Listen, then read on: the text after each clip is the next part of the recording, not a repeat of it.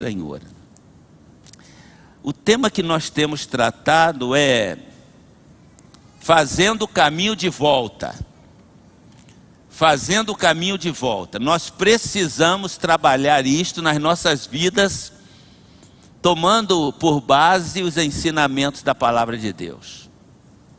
O povo de Israel, por causa da desobediência, foi levado para o cativeiro na Babilônia. E segundo os profetas que anunciaram isto, principalmente Jeremias, eles seriam levados para o cativeiro se não se arrependessem. E parece que o povo, mesmo sendo avisado, não põe fé no aviso que recebe. Isso aconteceu com o povo de Israel, acontece com a gente também. Que a gente fala que Jesus vai voltar, não é? A gente não fala que Jesus vai voltar. E ele pode voltar a qualquer momento, né? E eu creio que nunca estivemos tão perto da volta dele como estamos.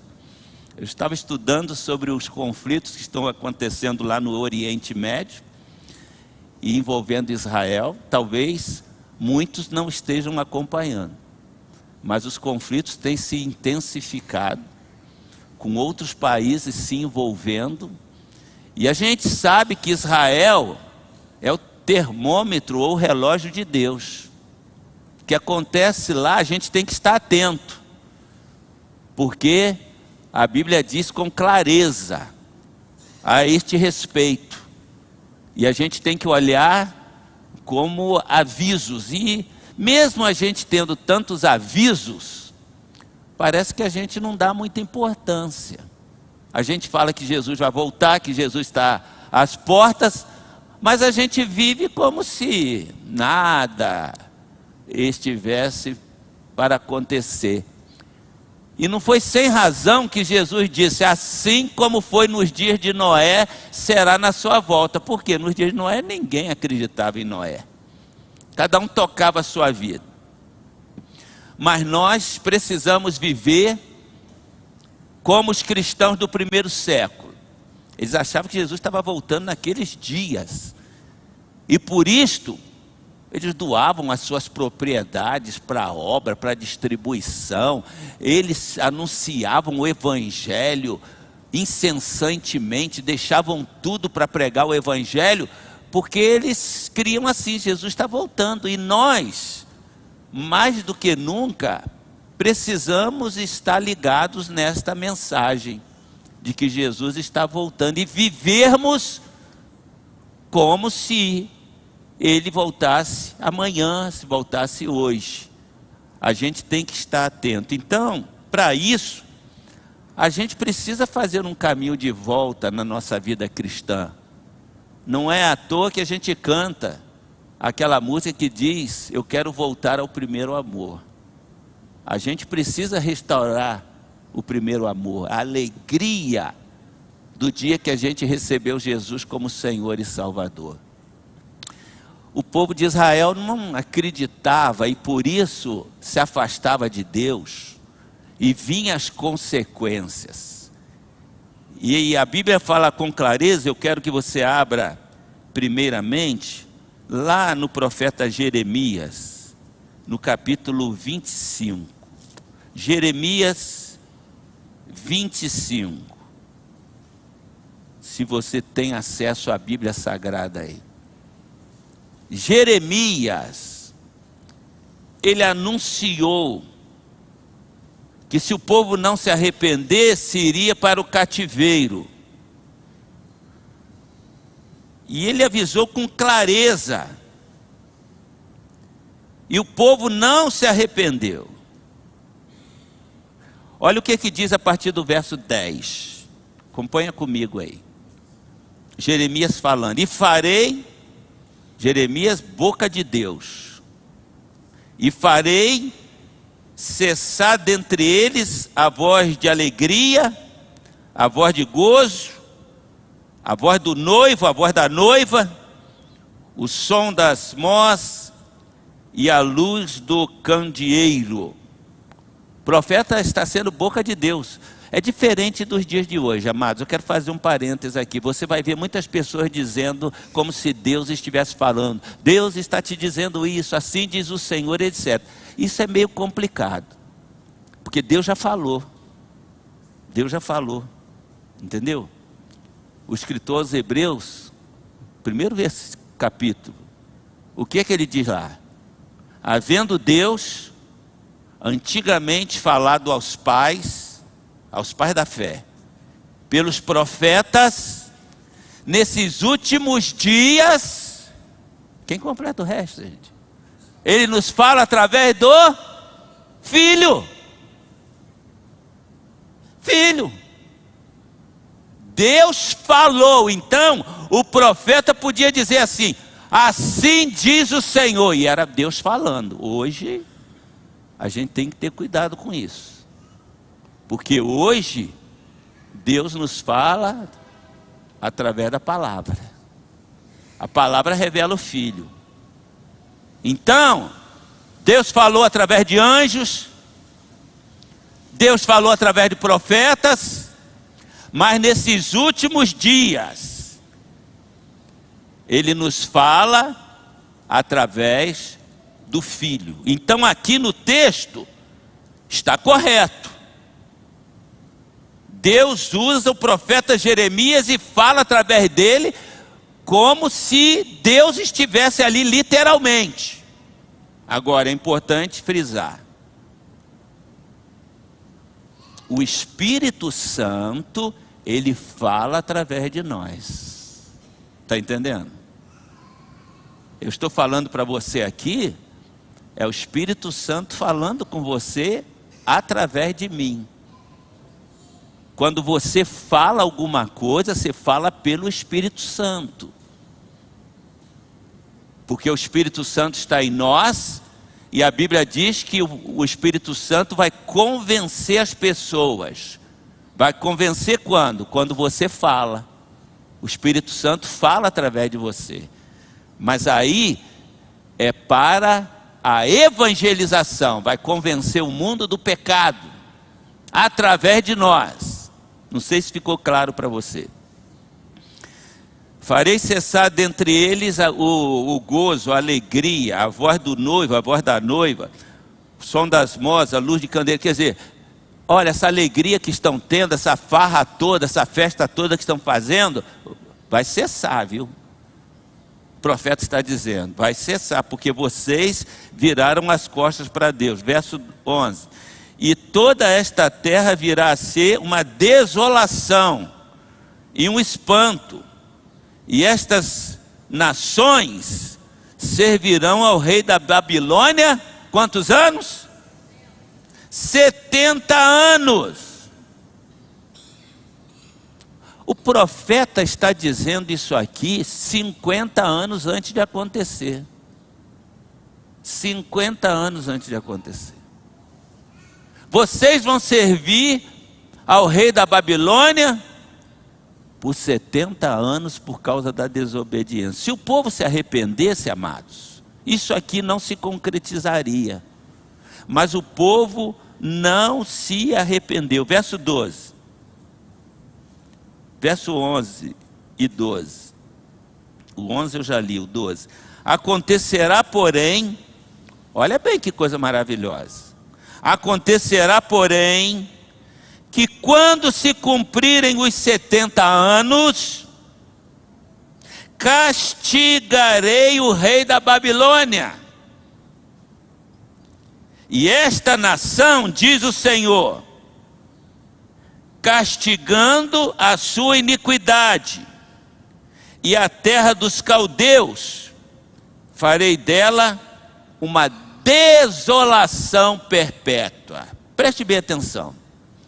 O profeta está dizendo, vocês vão para o cativeiro, vocês vão ficar lá como escravos por 70 anos, mas depois de 70 anos eu vou castigar a Babilônia.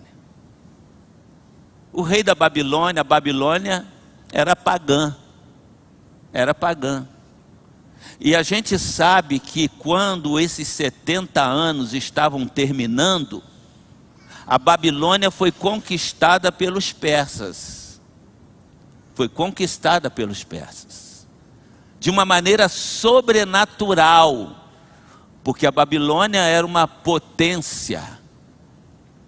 Nabucodonosor era tido como Deus. Era adorado.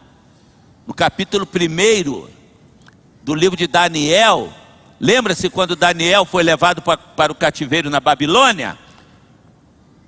E ele, não só ele, como seus amigos, Sadraque, Mesaque e Abednego, tinham que adorar a imagem do rei. E eles não o fazem e são punidos por isto. Então você imagina, o profeta está dizendo assim, a Babilônia, aquela potência, vai conquistar vocês. E isso aconteceu na invasão da Babilônia através de Nabucodonosor. 70 anos depois, a Pérsia conquista a Babilônia. Aí você vai ver o profeta Isaías falando sobre isso. Abra a tua Bíblia no livro do profeta Isaías. Isaías 45. Isaías 45. Olha que coisa maravilhosa, meus amados. Eis o que diz o Senhor a Ciro. Eis o que diz o Senhor a Ciro. Olha bem. Isaías está falando o que está nesse texto em torno de 200 anos antes disto acontecer. Isaías está fazendo essa profecia antes de Ciro nascer, antes do seu pai nascer, antes do seu avô nascer. Isaías está dando nome de quem iria libertá-los do cativeiro. Olha que coisa tremenda a palavra de Deus. Isaías, Jeremias viveram em contextos completamente diferentes. E como a Bíblia se completa e ainda há quem diz não crer na Bíblia Sagrada. Olha o capítulo 45. Eis o que diz o Senhor a Ciro, seu ungido. Porque no Velho Testamento, Deus ungia pessoas para tarefas específicas, quem Ele quisesse. Quem Ele quisesse. Ungiu Sansão, ungiu Saul para ser rei de Israel. E o texto está dizendo que Deus ungiu Ciro. Em outras palavras, escolheu Ciro, um pagão, rei da Pérsia, que conquistou a Babilônia. Eis que diz o Senhor a Ciro, seu ungido, que ele levou pela mão para derrubar as nações diante dele, para desatar o cinto dos reis, para abrir-lhes as portas a fim de que nenhuma lhe fique fechada. Referindo-se à conquista da Babilônia. A Pérsia conquistou a Babilônia. Irei eu mesmo diante de ti. O Senhor está dizendo, eu vou diante de ti, Ciro. Aplainando as montanhas, arrebentando os batentes de bronze, arrancando os ferrolhos de ferro, porque os portões da Babilônia eram tremendamente seguros. Ninguém conseguiria invadir. Mas estrategicamente, num descuido da Babilônia, os portões ficaram fechados. Os persas entraram pelo rio, porque as nações eram fortificadas por muralhas, e eles entraram e conquistaram a Babilônia, a poderosa Babilônia. O texto diz o quê? Que a Babilônia seria esquecida para sempre. Se você não estudar a história antiga, não sabe nem o que foi Babilônia. Era tão poderosa que tinha uma das 7 maravilhas do mundo antigo. os jardins suspensos da Babilônia. E Ciro conquistou.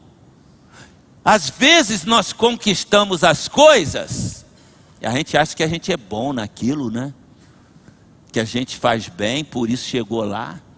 E se esquece que é Deus que vai à nossa frente abrindo caminho para nós.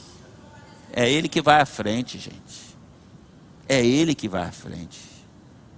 Qualquer conquista nossa temos que dar tributos a Ele. A Ele.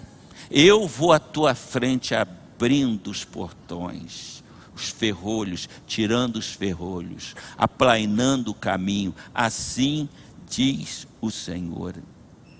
E ele continua, verso 3, dar-te-ei os tesouros enterrados, as riquezas escondidas, para mostrar-te que sou eu o Senhor, aquele que te chama pelo teu nome, o Deus de Israel. Eu sou o Senhor, aquele que te chama pelo teu nome. Deus conhece cada um de nós pelo nome antes da gente nascer. Antes da gente nascer. Tua mãe e teu pai ficaram em dúvida qual nome colocar, mas Deus já sabia qual nome seria colocado. Eu te chamo pelo nome, diz o Senhor Todo-Poderoso. Agora, vamos ao livro de Esdras. Coisa tremenda. Coisa tremenda.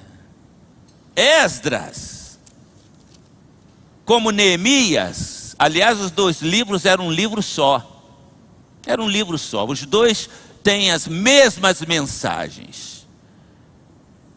Mas é interessante que eles viveram em tempos e lugares diferentes. Isaías e Jeremias estão em Israel. Neemias e Esdras nasceram na Babilônia, nasceram no cativeiro.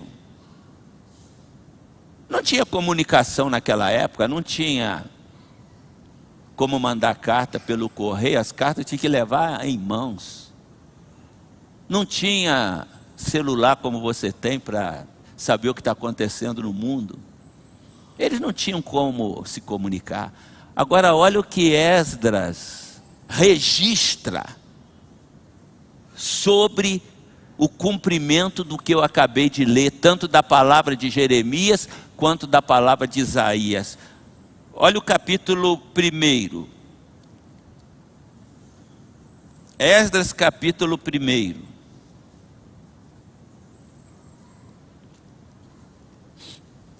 No primeiro ano do reinado de Ciro, Ciro agora já tinha dominado a Babilônia. No primeiro ano do reinado de Ciro, rei da Pérsia, a fim de que se cumprisse a palavra do Senhor falada por Jeremias, só faltou dizer o capítulo 25. O Senhor despertou o coração de Ciro. O Senhor despertou o coração de Ciro.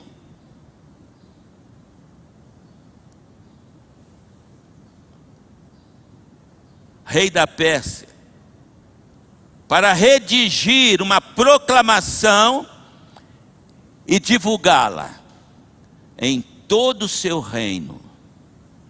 Nestes termos, aí vem a proclamação: assim diz Ciro, rei da Pérsia: o Senhor, o Deus dos céus, deu-me todos os reinos da terra e designou-me para construir um templo para ele em Jerusalém de Judá.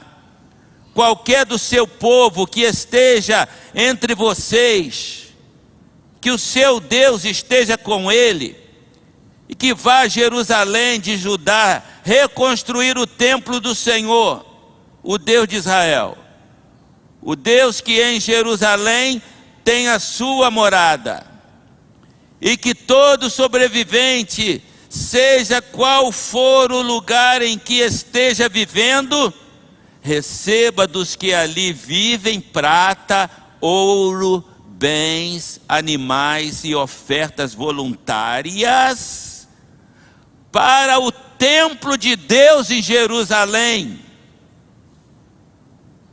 E aí continua o texto agora detalhando.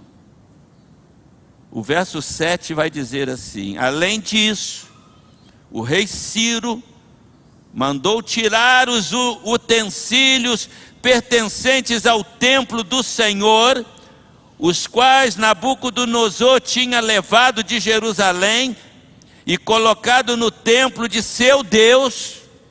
Tiraram os utensílios da casa do Senhor, colocaram no templo pagão, porque eles eram pagãos na Babilônia. Ciro, rei da Pérsia, verso 8, ordenou que fossem tirados pelo tesoureiro Mitridate, que os enumerou e os entregou a Sesbazar, governador de Judá. E aí vem, depois da listagem feita do que eles tinham levado, porque quando a Babilônia invadiu Israel, o templo, aquele templo suntuoso, construído por Salomão, que Davi tinha preparado, algo que era uma das maiores magnitudes daquele tempo, e eles levaram todos os pertences do templo, de ouro, de prata, de bronze, e aqui agora o rei Ciro vai dizer: podem levar tudo de volta. E mais do que isso, todos os judeus que estão na terra onde estiverem, os moradores da Babilônia vão dar dos seus pertences, animais, prata, ouro, ou seja, a Bíblia diz com clareza, está lá em 1 Samuel no capítulo 2, o Senhor enriquece e empobrece, o Senhor faz descer a sepultura e faz tornar a subir dela. É Deus, amados. É Deus que faz todas as coisas na vida daqueles que o temem. Você pode dar uma salva de palmas e glorificar o nome do Senhor? Aleluia, aleluia, aleluia. E eu vou ler aqui, porque senão você não vai ler. Olha bem, o total foi o seguinte: 30 tigelas de ouro, 1000 tigelas de prata, 29 panelas de prata, 30 bacias de prata de qualidade inferior e 1000 outros objetos. Ao todo foram, na verdade, 5.400 utensílios de ouro e de prata. Sebazar trouxe tudo isso consigo quando os exilados vieram da Babilônia para Jerusalém. Deus vai restituir na tua vida tudo que o diabo tirar. Creia nisso, creia nisso. É Deus que restitui. Eles levaram 4 meses. Quando saíram da Babilônia, eles levaram 4 meses caminhando pelo deserto até chegar a Jerusalém.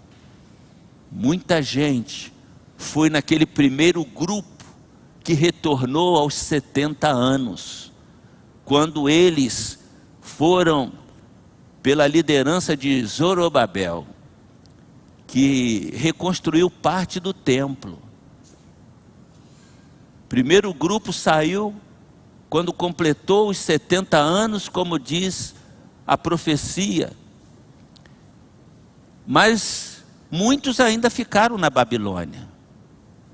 Neemias e Esdras, que tinham nascido na Babilônia, permaneceram lá. E é por esta razão que quando nós estudamos sobre o livro de Neemias, no capítulo 1, Neemias ouve daqueles que tinham ido de Israel na Babilônia, porque agora eles circulavam entre Babilônia e Israel. E Neemias pergunta, como é que está a coisa lá em Israel? E ele diz, está ruim ainda. Está ruim ainda. As famílias estão desoladas, os sepulcros estão abertos, o templo não foi todo construído, as muralhas estão caídas. E aí é que desperta o espírito de Neemias para reconstruir as muralhas, e nós já estudamos sobre isto aqui. Ele vai ao rei, pede permissão e volta para reconstruir as muralhas que estavam caídas em Israel. O terceiro grupo, quando Neemias volta, já tinha se completado 100 anos que eles estavam lá na Babilônia. E o terceiro grupo volta através de Esdras, para continuar a construção do templo e retomar o culto a Deus. E eu vou falar, creio que já na próxima mensagem, que não será tão cedo, porque nós vamos ter batismos domingo que vem pela manhã, e o pastor Samuel Lima estará pregando. Mas quando eu voltar, nós vamos falar sobre o caminho de volta para a palavra, porque eles esqueceram a palavra. Eles voltaram para reconstruir a nação, reconstruir as muralhas, reconstruir o templo, mas ainda não tinham reconstruído o culto a Deus. E Esdras volta mais de 110 anos depois, com estes propósitos: reconstruir o templo, reconstruir o culto a Deus. Mas eu quero ainda te convidar para abrir a palavra do Senhor no Salmo 137.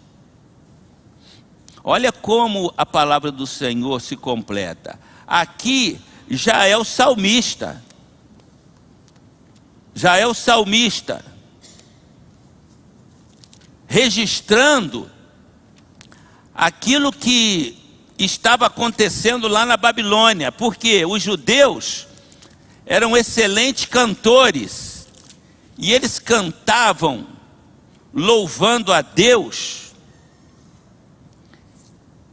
E aí acontece o que está registrado aqui no Salmo 137. Eles estão lá na Babilônia. O salmista registra assim: junto aos rios da Babilônia, nós nos sentamos e choramos, com saudade de Jerusalém, com saudade de Sião. Ali nos salgueiros, penduramos as nossas harpas. Salgueiros, porque naquela época não tinha geladeira, né, gente? Então a carne, ela era conservada nos salgueiros. Mas alguns argumentam também que eram árvores que tinha naquela região e que eram denominadas como salgueiro, porque lá eles depositavam suas carnes e etc., cobria de sal. E o que eles estão dizendo? Naquelas árvores nós penduramos as nossas harpas. Nós não tínhamos razão para cultuar, nós não tínhamos razão para adorar. Ali nos salgueiros penduramos as nossas harpas. Ali os nossos captores, aqueles que tinham levado cativos, né, pediam-nos uma canção. Os nossos opressores exigiam canções alegres, dizendo: cantem para nós uma das canções de Sião ou de Jerusalém. Olha o que registra o salmista: como poderemos cantar as canções do Senhor numa terra estrangeira? Que a minha mão direita definhe, ó Jerusalém, se eu me esquecer de ti. Que a língua se me grude ao céu da boca, se eu não me lembrar de ti e não considerar Jerusalém a minha maior alegria. Você já viu muitos adoradores que às vezes estão adorando no altar, mas também estão adorando lá com músicas populares no mundo? Eles aqui estão dando uma lição para essa turma, porque os salmos eram cantados. Ele diz: como que nós vamos nos alegrar numa terra estrangeira. Como nós vamos cantar se não for para glorificar o Deus que nós servimos?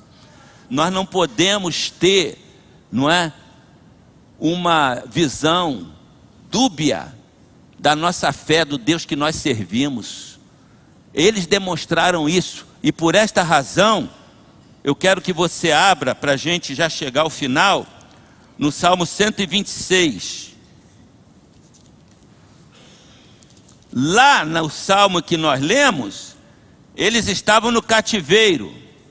Aqui, no Salmo 126, eles já estão libertos do cativeiro. E os salmos eram cantados, eles registravam a história do povo de Deus para cantar aquelas histórias. Olha o que diz o Salmo 126. Quando o Senhor nos trouxe do cativeiro, de volta a Sião, foi como um sonho.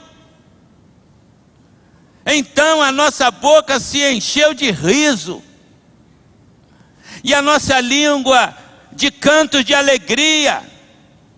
Até nas outras nações se dizia: o Senhor fez grandes coisas por nós. Sim, coisas grandiosas fez o Senhor por nós. Por isso estamos alegres. Senhor, restaura-nos, assim como enches o leito dos ribeiros no deserto. Aqueles que semeiam com lágrimas, com cantos de alegria, colherão. Aquele que sai chorando enquanto lança semente, voltará com cantos de alegria, trazendo os seus feixes. O que eles estão declarando aqui? Passaram por um tempo de tribulação, de dor, de sofrimento. E às vezes o sofrimento vem para nos aproximar de Deus, amados. Parece que quando a coisa está muito boa, a pessoa é levada para longe de Deus. Mas agora eles estão regozijando. Não é como aqueles que sonham. Porque era inimaginável que uma nação tão poderosa como a Babilônia, o Senhor resgataria o seu povo e os traria de volta. Ninguém pode resistir o poder de Deus. Ninguém pode resistir à mão poderosa de Deus. Por isso a gente precisa ser fiel a Ele.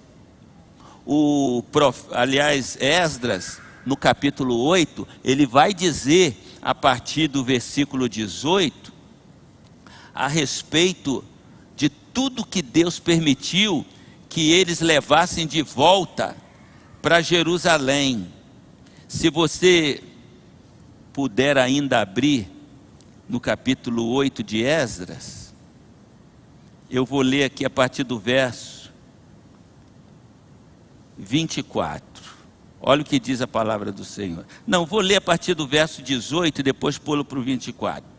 Verso 18 diz assim: olha, como a bondosa mão de Deus estava sobre nós, Esdras está dizendo, eles nos trouxeram Serebias, homem capaz, dentre os descendentes de Mali, filho de Levi, neto de Israel, e os filhos e irmãos de Serebias, 18 homens. Agora olha a partir do verso 25. E pesei diante deles a oferta de prata e de ouro, e os utensílios que o rei, seus conselheiros, seus oficiais, e todo Israel ali presente, tinha doado para a casa do nosso Deus. Pesei e entreguei-lhes 22.750 quilos de prata, 3 toneladas e meia de utensílios de prata, 3 toneladas e meia de ouro, 20 tigelas de ouro, pesando 8,5 quilos, e 2 utensílios finos de bronze polido, tão valiosos como se fossem de ouro. E eu lhes disse, tanto vocês como estes utensílios estão consagrados ao Senhor. A prata, o ouro, são uma oferta voluntária ao Senhor, o Deus dos seus antepassados. Verso 30, então os sacerdotes e os levitas receberam a prata, o ouro e os utensílios sagrados, depois de pesados, para levá-los a Jerusalém, ao templo do nosso Deus. Todos aqueles que tinham voltado, entregaram não só o que o rei Ciro havia lhes dado, mas tudo o que tinham, eles entregaram para o templo de Deus. Uma coisa que a gente tem que aprender: quando a nossa vida pertence a Deus, tudo que temos é dele. Tudo que temos é dele. Sabe por quê? Deus não fica devendo nada para ninguém. Deus não vai ficar devendo para você. Às vezes a gente tem uma dificuldade tremenda para entender isto, a graça, a bênção da liberalidade. Eles estavam, quando saíram da Babilônia, caminhando aqueles 4 meses, levando muitas doações que receberam do rei, mas que receberam também dos seus vizinhos. Em outras palavras, voltaram enriquecidos.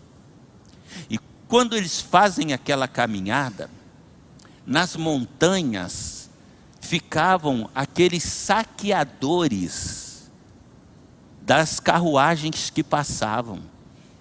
Já naquela época, quem foi a Israel comigo a última vez que a gente foi, a gente fez o trajeto do Egito para Israel.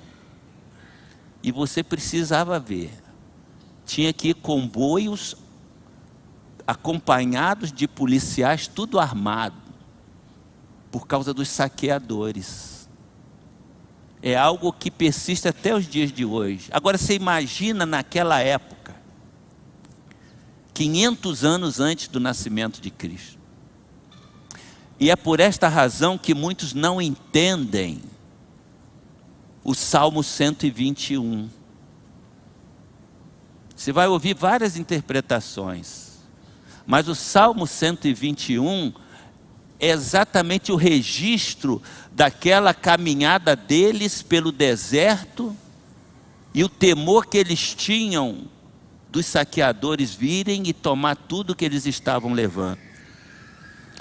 Por isso o salmista, ele diz assim: elevo os meus olhos para os montes, de onde me virá o socorro?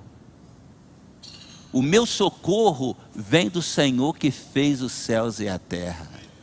Ele não deixará vacilar o teu pé. Aquele que te guarda não dormirá. Eis que não dormirá o guarda de Israel. O Senhor é quem te guarda.